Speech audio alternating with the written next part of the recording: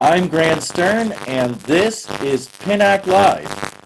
We're here by audio with Beatriz Paez, the Los Angeles area citizen journalist whose camera was seized and destroyed by a rogue U.S. Marshal this past weekend, the video of which went viral on YouTube.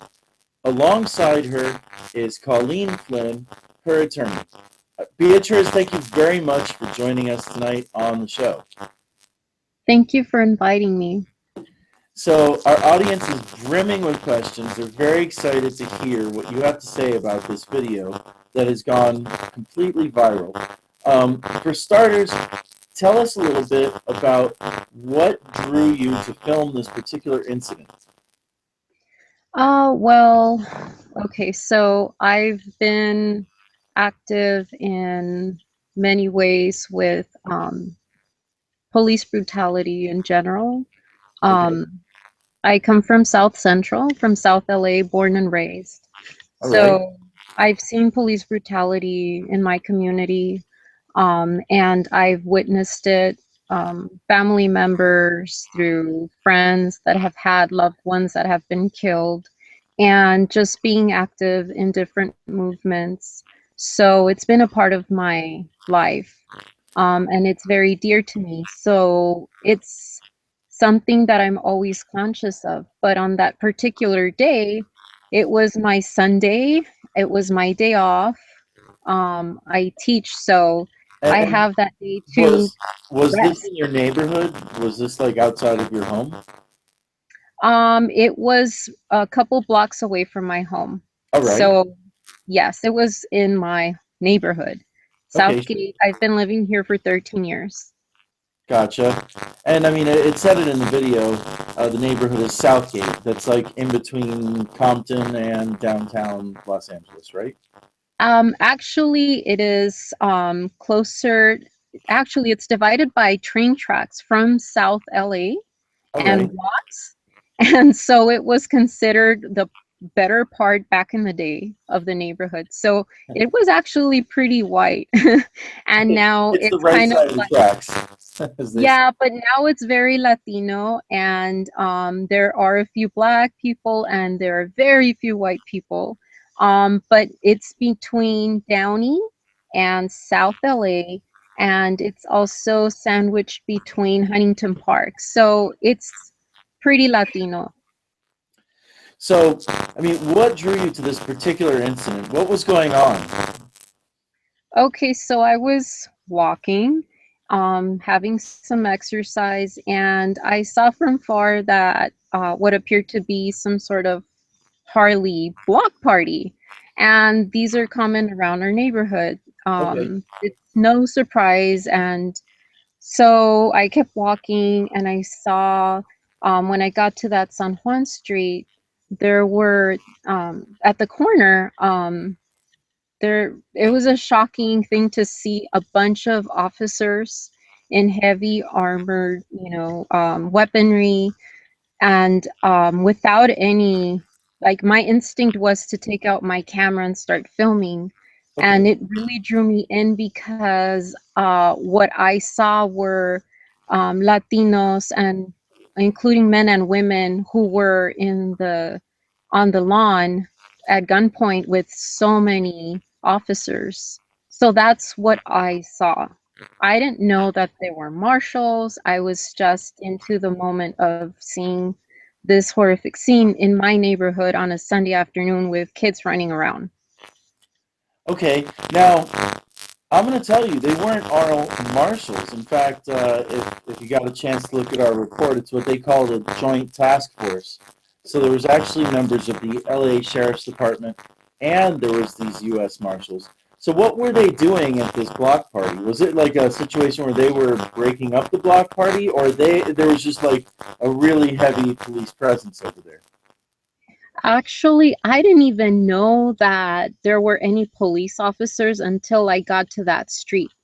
So Um, everybody around there hangs out with their AKA, or oh no, I all I saw up to that point were beautiful Harleys lined up and okay, people having fun. okay. So I didn't see any sort of violent activity. from any biker or any of those groups. And I wasn't aware of any like club activity that was unlawful.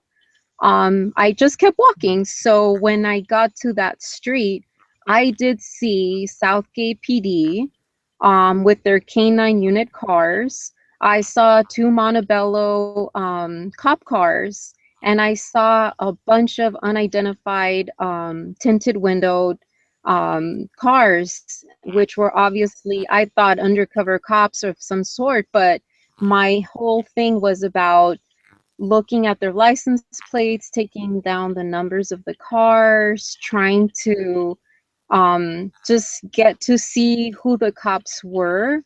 But obviously, it just shocked me because I saw and I was concentrating so much on who was armed and who wasn't. And it was very apparent that the only people that were armed were the law enforcement.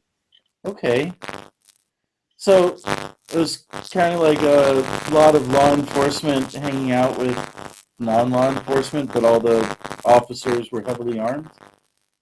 Pretty much so. Okay. So everyone had their guns out and they were trying to gather the people in the lawn and getting them down on their stomachs with their hands on their head and pointing guns at them. So to me, I was like, what is going on and why is this happening? And I'm used to seeing this happen in terms of like just youth being pulled over and having guns drawn to their head.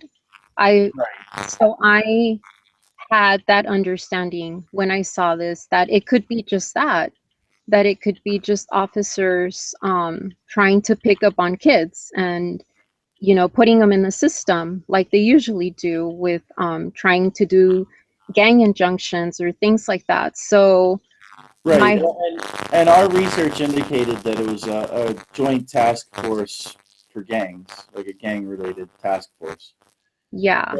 So as you got closer, what happened? So I started filming and I asked people around me to start filming with me.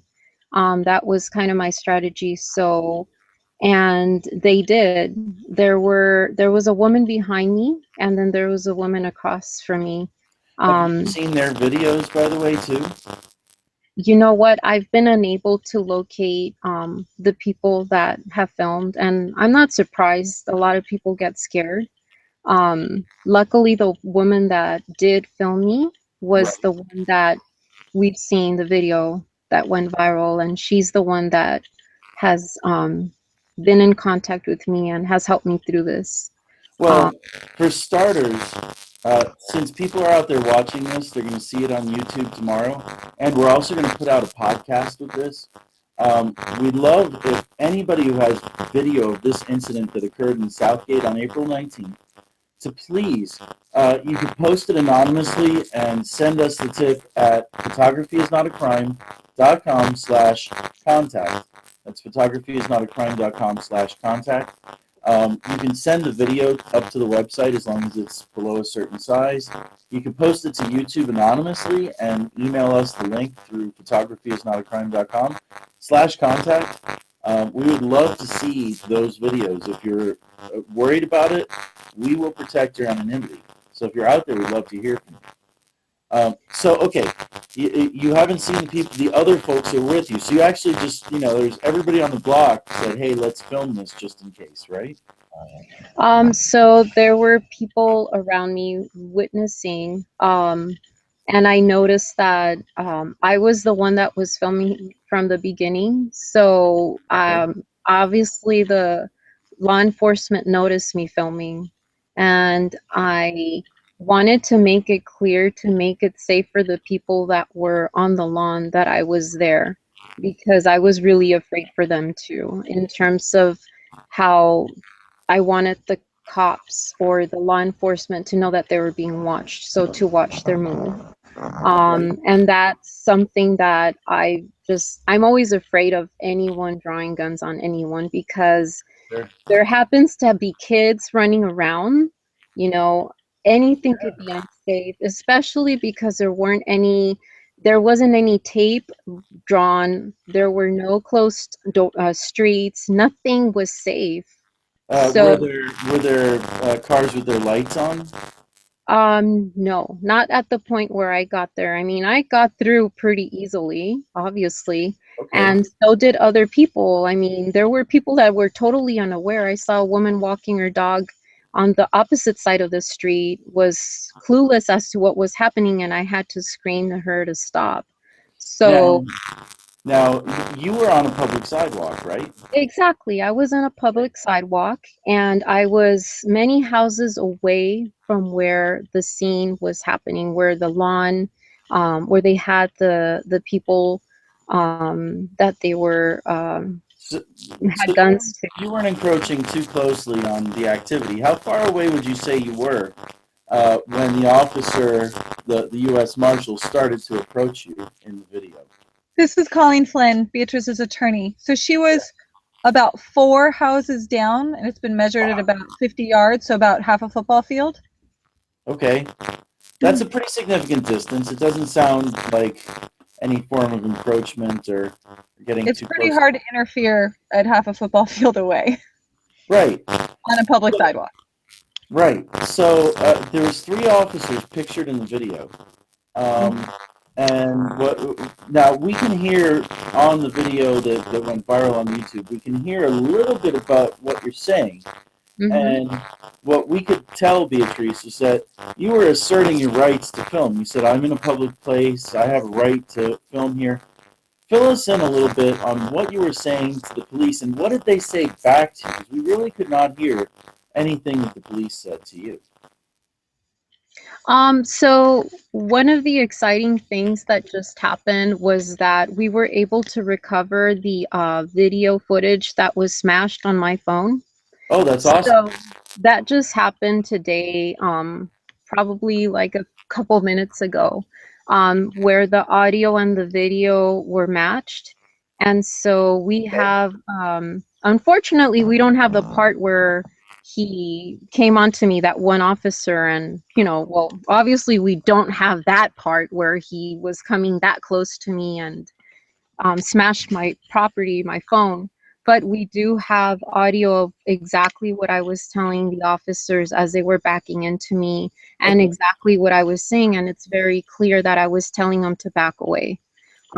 So there's a lot of footage of me making sure that I have license plates of the cars, of the officers. All And right. again, in my understanding, I didn't know what law enforcement type of officers they were. All I cared about was for there to be accountability at the scene where I thought it was very negligent in our community to have such an operation done the way it was, and at the same time making sure that there was accountability. But anyway, in terms of what I was saying, right before those officers appeared, once the officers noted my behavior of filming, I mean their behavior, once the officers noticed that I was filming, they changed their behavior where they started to kind of move around and look uneasy. And actually, it does demonstrate in the film that all of a sudden they let four of the people they had on the ground go and they walk away. So, Interesting. how did they decide that these four people that were on the ground were safe to leave? And they told them that they had to leave within 2 seconds. And they walked away. And two of Okay. them got in their car. The other ones started walking or backing off. And that's when I got a little bit more hyped up about it. Like, what the hell's going on? So I kept filming. And that's when the officers started coming towards me. Now And I, let me stop you here because I'm going to play the video for our audience. A lot of them have probably seen it, but maybe some of them have not. And and that way, we can listen to the audio here. And yeah, I'm just going to go ahead and hit play for me. Let's see. Just bear with me because it's going to mute us when I hit play. All right.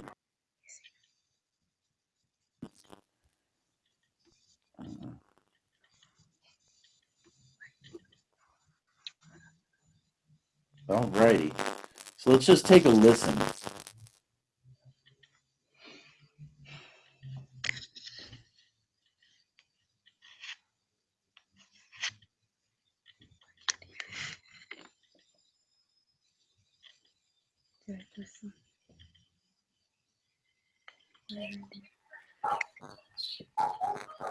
Like we're hearing dogs barking. You know, the woman filming it whispers the police, and they're all with their back to you. Then there's just this one guy that starts walking up to you.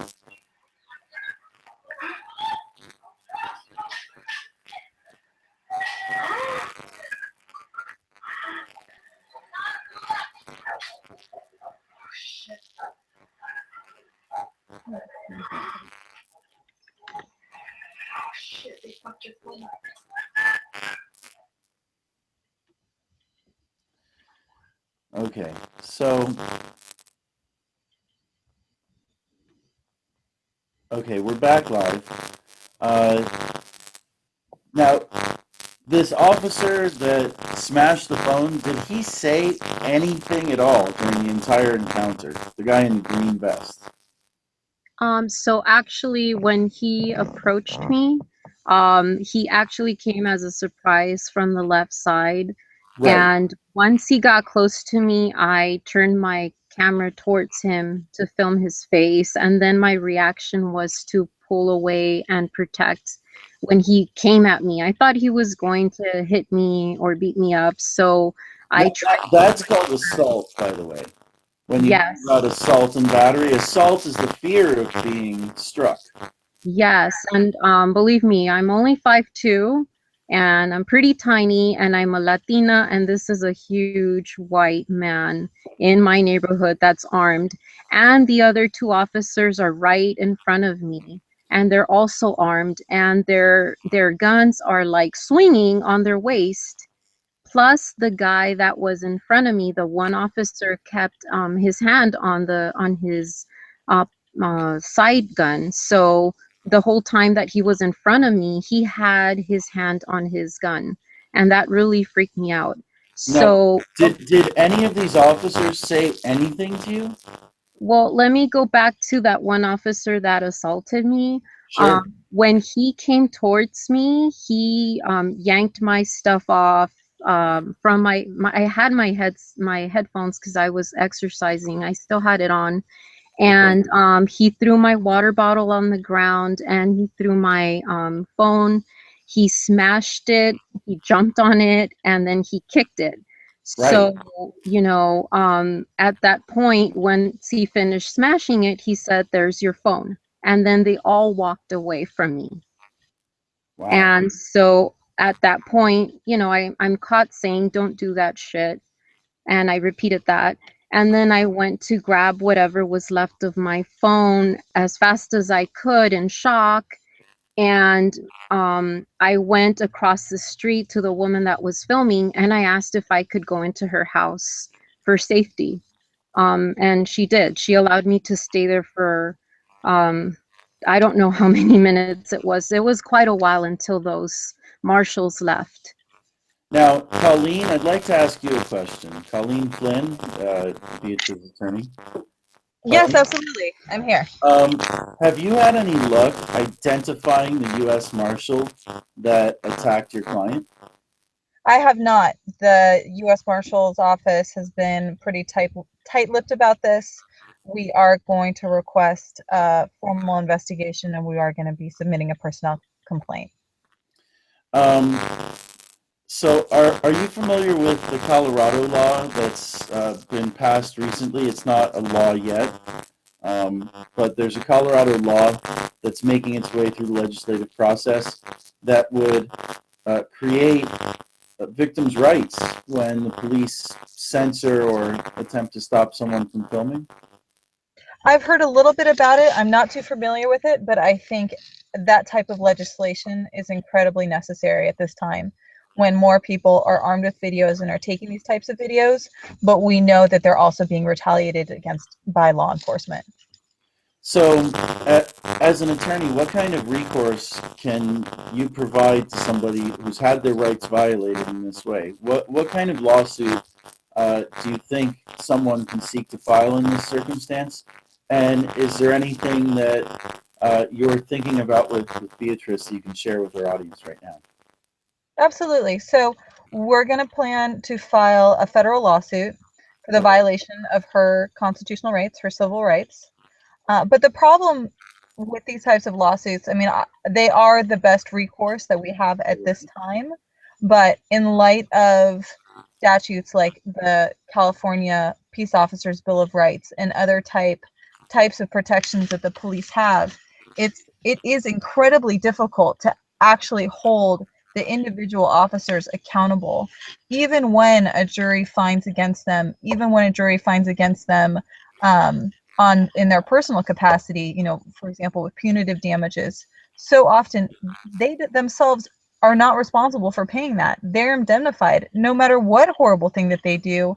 Almost across the board, the city or county that they work for will pay that, and oftentimes they don't even lose their jobs. Now, you mentioned a federal lawsuit. Which federal laws or statutes, constitutional rights, do you believe were violated in the video that we've all watched? Okay, well, her First Amendment rights were violated, as well as her Fourth Amendment. It was a Fourth Amendment violation that was an unlawful seizure. Right. And yeah, so those are the basic rights. Her right to film the police in public, her right to observe government officials, and then the retaliation that she suffered for that. Sure. I was also thinking perhaps a Fifth Amendment right because they seized her property without due process or compensation. Yeah, no, absolutely. There's there's a lot of things going on here.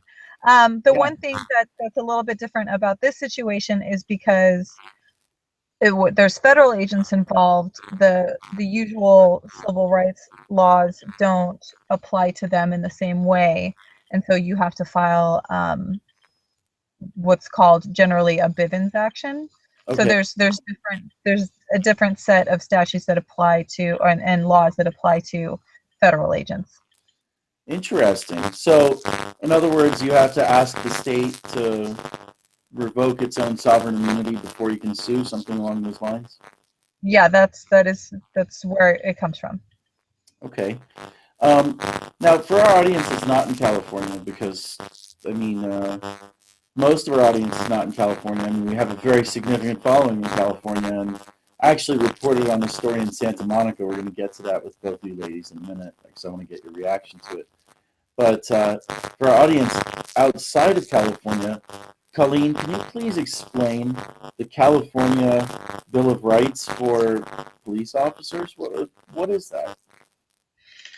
So it's a law that makes it very difficult to access a police officer's personnel record. It makes it very difficult those laws make it very difficult to fire a police officer. So it makes accountability difficult because, after a certain amount of time, there are records that are negative, or complaints against them, or disappeared. They're 86th. And while I'm not an expert on those laws, though, it's becoming more and more clear to me that there needs to be more focus on revoking them and changing them. And I feel like at moments like this, where you have cases like Beatrice's, you see why it's so important, and that the culture needs to change, because in order to have real accountability, even though I'm a civil rights attorney and we're going to file a civil rights lawsuit, and we're going to, do what we can with the tools that we have to get justice, the system requires a lot of changes for there to be real justice. So for our audience out there who want to find out more, what's the formal name of the California Protection for Police Officers? It's the Peace Officers Bill of Rights, I believe, is the proper title. Okay, the Peace Officers Bill of Rights. Okay, so I wanted to open the floor to both of you ladies. There's an incident that we actually just published in Santa Monica, California, that's Not as violent as the incident that Beatriz experienced, but just as much a violation of civil rights. Did you ladies both see it? Yes, I did. This is Colleen. I have not gotten a chance to see it. Okay, well, I'll tell you what. I'm going to play that video for our audience, and you guys should be able to hear it as well. And that way we can discuss it. I mean, the discussion really is most of it. You'll hear you'll clearly hear the part where the peace officer knocks the camera out of this guy's hands, and you know, there's about 4 cops standing around watching him do all of this. This is not like a solo cop incident, but actually like 4 police officers standing around watching one officer film with his cell phone camera. So I'm gonna play that for the audience right now. Just to be clear, it was Santa Barbara, right? Not Santa Yes. Monica. I'm sorry, Santa Barbara. That's correct, Santa Barbara. Okay, so I'm gonna play the video right now.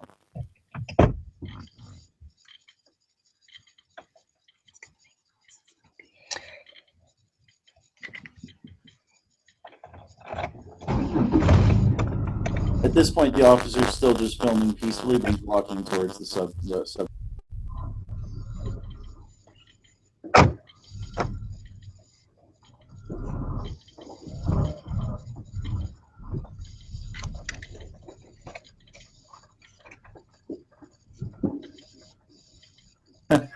Yeah, that's pretty wild.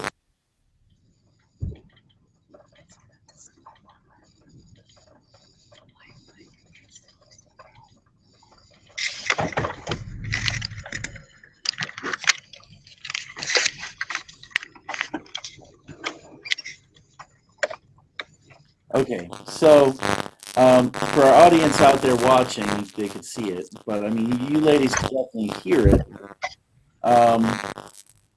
What did you think of this? I mean, I know Beatriz, you saw it already. So what was your opinion of this incident? Is this something common?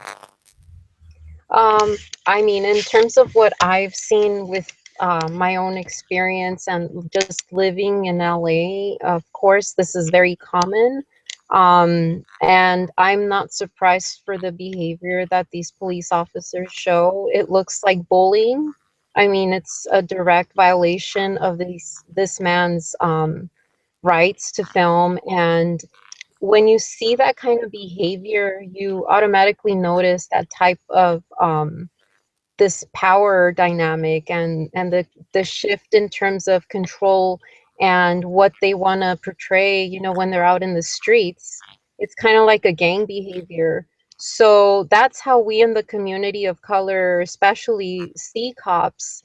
So if we're looking at it through our perspective here in communities like Southgate, that's what we have to deal with on a daily basis. Wow. And that's something that people maybe in other communities don't understand, that we have to deal with these kinds of behaviors.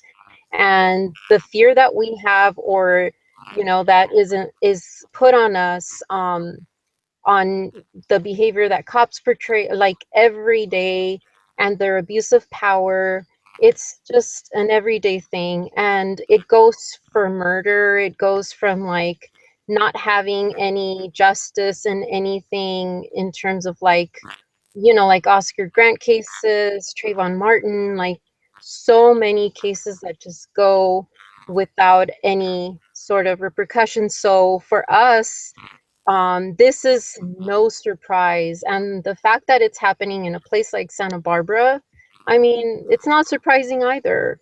This is the point, that it's becoming so common, and that we really need to figure out a way to organize our communities to be, you know, cop watching, and to do this kind of thing where we're all organizing and being vigilant. So I'm proud of the fact that, you know, I'm aware and I've been trained in that way.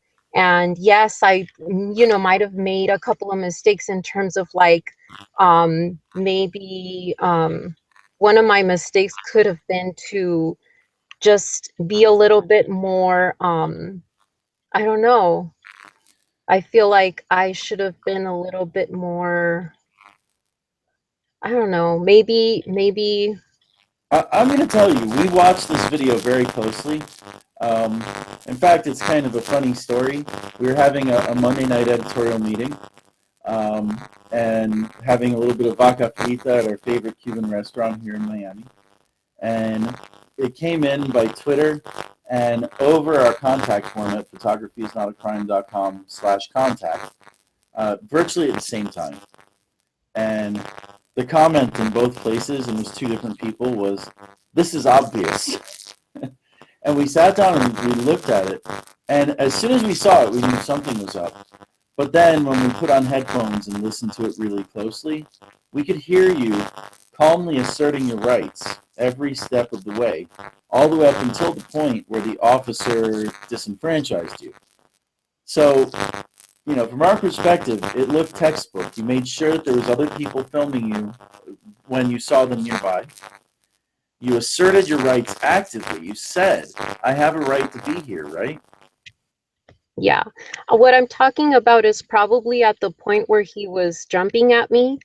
When I see the video and I see myself turning, I see something going on where, had I been black, I would have been shot. And I see that over and over in my mind. I'm pretty fucking traumatized. Sorry for my language, but I see that I am probably lucky to be alive. One, because the way that we see it on national news, any sudden move will have you killed. And so it was high risk, in terms of what happened to me by those officers. Now, I'm not saying that I had any fault in it.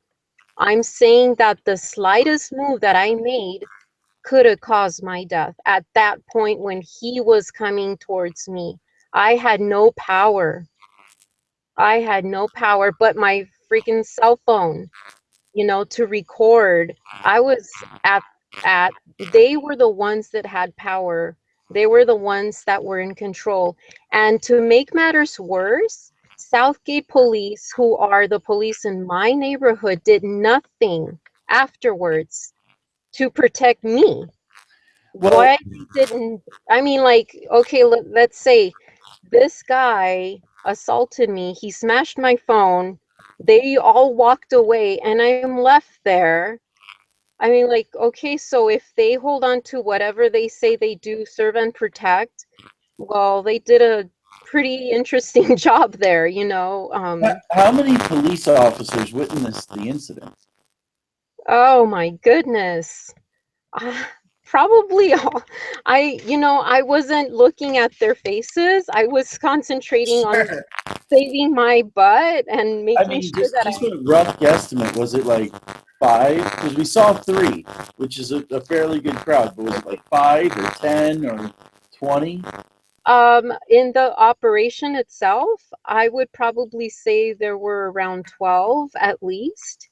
And I would say that the ones that were I mean, I don't know how many marshals there were, but if there were any marshals, there were all on me. And all three of those were on my side.